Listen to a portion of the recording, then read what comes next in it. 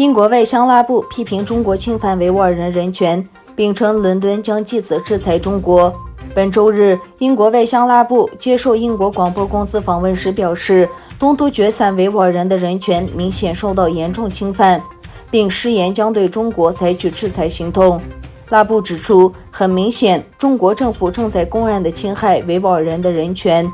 主持人马尔向他提问称：“你是否认为维吾尔人是种族灭绝的受害者？”拉布回答说：“无论法律上的标示是什么，显然是令人厌恶和极糟的侵害人权行为正在新疆发生，而这也是为何有27个国家在日内瓦举行的联合会议上要求北京停止侵害维吾尔人人权以及香港人的人权。”拉布说：“所以我们正在就这一问题与我们的国际伙伴合作，这非常令人忧虑。”有关报道提到的人性层面，包括强制绝育和再教育营，使我们追忆起我们很长时间没有见过的事情。中国驻英国大使刘晓明则在当天接受马尔采访时表示，大多数维吾尔人生活幸福，少数民族在中国受到平等对待。近年来，国际舆论批评中国侵犯维吾尔人的身份、文化和人口。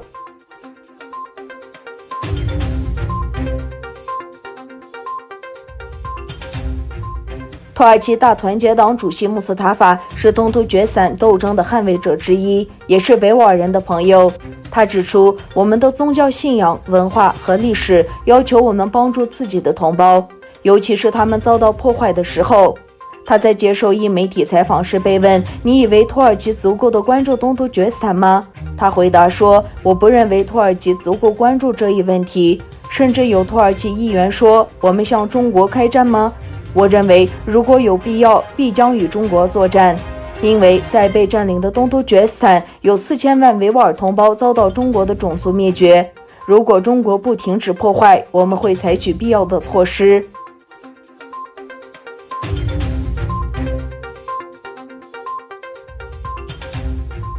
中国实施有争议的港版国安法后，日本迈出了重要一步。日本经济产业省公布了第一批可申请获得日方补贴，已将他们的生产线从中国撤离，并搬至日本或东南亚国家。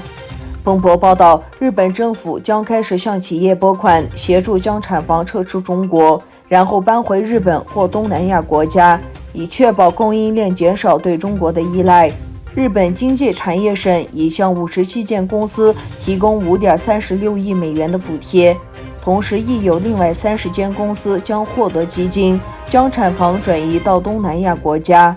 日本采取此步骤的其他原因是为了减少对中国的生产依赖，并使供应链更安全。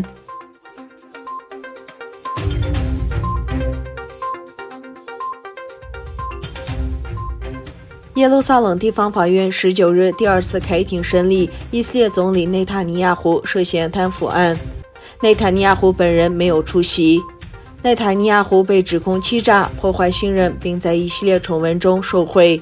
在听证会上，内塔尼亚胡的律师表示，当证人佩戴口罩时，难以确保其证词的真实性，因此要求推迟举行有证人出席的听证会时间。耶路撒冷法院周日裁定，以色列总理本杰明内塔尼亚胡贪腐案审判将于1月份恢复，每周3提供证人和证据。法院的裁决是在审判的第2次听证会后作出，这是程序的审议，为其余程序设定了进度。内塔尼亚胡成为以色列首位接受司法审理的在任总理。